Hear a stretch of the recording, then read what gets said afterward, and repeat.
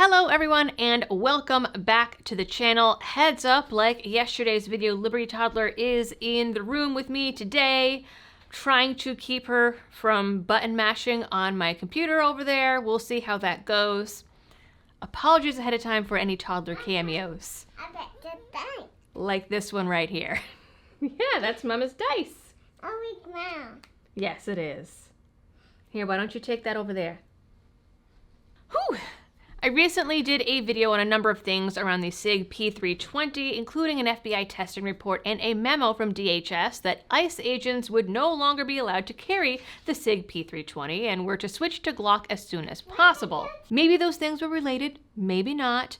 The reaction to that video was interesting, as I had some people accusing me of being an FBI shill and dumping on SIG because it's cool, with some people saying I was maliciously and purposefully dividing the gun community, while other people accused me of siding with SIG and not putting enough stock into the FBI report. Kind of like how both sides hate libertarians, so I guess I'm used to it. My first ever carry gun was a SIG P238, my second a Glock 42, and my current is a SIG P365, so take that as you will, though I will admit all of this is making me wonder if I should have gone with the Hellcat. Anyway, controversy is hitting SIG even harder now. It started with a leak posted on the firearms subreddit yesterday, followed by a memo and a public statement from SIG with the comments turned off on X. We now have confirmation of the information in that leak that Air Force Global Strike Command has temporarily paused all SIG M18 modular handgun systems operations after an airman has died after what they are investigating as an uncommanded discharge. Now, for those of you that might not know, the M18 is based on the 320 and is supposed to have a manual safety. A news release from F.E. Warren Air Force Base in Wyoming said that the active duty Security Forces Airman assigned to the 90th Security Forces Squadron, 90th Missile Wing, died early Sunday. We don't have the full details on the who and the how. Some versions of this story have the airman as male, some as female, but what they all have in common is this. The service member removed their M18 that was secured in a Safariland holster by detaching it from their belt using the quick release system. That system uses a fork system to secure the holster to a backing that is attached to the person's belt. They placed the still holstered firearm on a desk, and while still sitting on the desk, the gun allegedly fired, hitting the person in the chest. Unfortunately, the wound was lethal, which I will point out means that the gun was pointed at the individual's chest to begin with, which is against one of the 4 rules of gun safety. That aside, there is a full investigation going with inspections on every Air Force M18. The Army is helping with the investigation because they manage the M18 program. All of the M18s will be out of service until the investigation is completed. Now, despite the death being in an Air Force news release a couple days ago, this was all considered rumor until just before 6 p.m. on Wednesday, when SIG released the following statement on X. Our hearts are with the service members and families impacted by the recent reported event at the F.E. Warren Air Force Base. We proactively offered assistance to the U.S. military as they investigate the incident and remain willing to help in furtherance of their ongoing inquiry.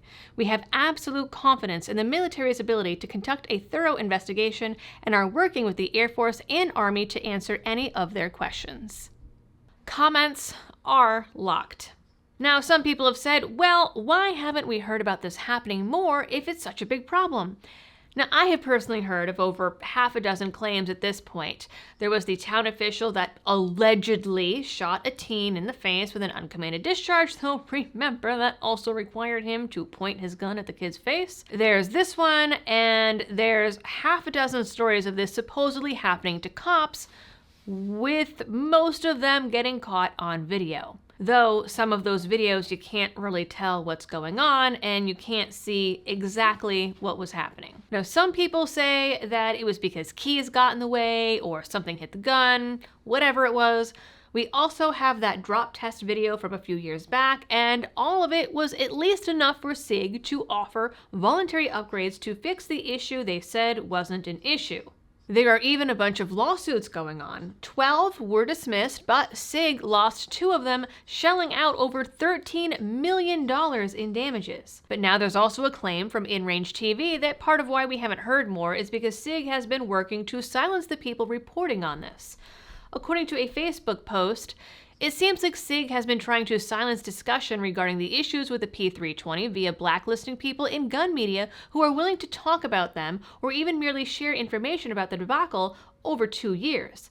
Attached, you will find some snippets of a conversation with a SIG employee that happened about 2 years ago after I shared a video of an uncommanded firing of a 320 in a police station.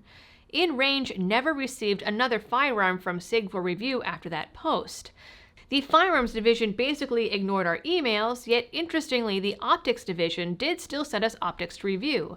Additionally, we have decided to stop reviewing SIG products as we no longer wish to promote that division or their products, further considering this insight into their behavior. Considering our experience in the increasingly difficult to ignore incidents occurring, a few of which seem to have resulted in, death, I think it's worth noting that InRange was essentially warned to shut up.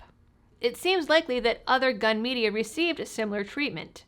Then the 2 snippets show someone saying, "Yikes, you're still with InRange TV," and saying the channel is now on the marketing blacklist. So if I had a product and someone showed that product in a bad light, I might not want to give them free products anymore either, so I can kind of see that. As for blacklisting or not, I haven't gotten anyone telling me to shut up, aside from randos in the comments, but I'm small potatoes. Do I think SIG is going to come after me and get big mad about my 2 little videos? No.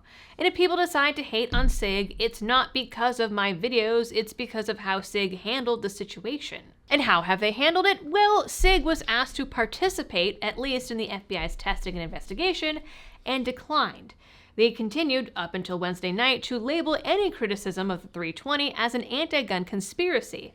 In March, SIG posted on X, "The P320, it ends today." In the post, they claimed that the P320 cannot fire without a trigger pull under any circumstances. It blamed individuals looking for profit or trying to avoid responsibility for their actions. It stated, "Recently, anti-gun groups, members of the mainstream media, trial attorneys, and other uninformed and agenda-driven parties have launched attacks on one of SIG's most trusted, most tested, and most popular products, the P320 pistol. In all cases, these individuals have an ulterior motive behind their baseless allegations." Yeah. That's Mama's trophy from the Gundies. Oh. All right, you guys are just gonna have to deal with this distraction back here. It went on to say that anyone reporting on this stuff is only clickbait farming and are engagement hacking grifters. I will repeat here, my motive is to bring you guys information that I think you might find interesting. This is a popular topic right now, so I am covering it. If ICE and now the Air Force aren't using the SIG anymore, if the FBI investigated, the Washington State Criminal Justice Training Commission permanently banned the 320 and its training facilities, and ICE investigated, someone, somewhere besides me, thinks that this, at the very least, warrants a closer look. Now, last night, the SIG subreddit was also closed for a time, and allegedly SIG employees that helped moderate the sub have been banning people and deleting all discussion of the recent news. Though that's Reddit, so take it with a grain of salt. According to comments across social media, a number of ranges have now also banned the 320 from range property. As I said in my last video, whether or not you believe every single one of these commanded discharges, or that it was user error every single time, you have to admit, all of this coming together is not a good look for SIG. Whatever it is that's happening, it seems like it's getting big enough where SIG can't just turn around and say that it's all anti-gun grifters all of the time, as now we have a few government agencies and the military. I'm very intrigued to see how all of this will pan out. Cheese! And on that note, I am running out of toddler patience, so you guys know the drill for all of the algorithm things. Oop, let's not knock over Mama's mic. Please do all of the algorithm things. And as always, thanks for tuning in. Stay safe out there and happy shooting.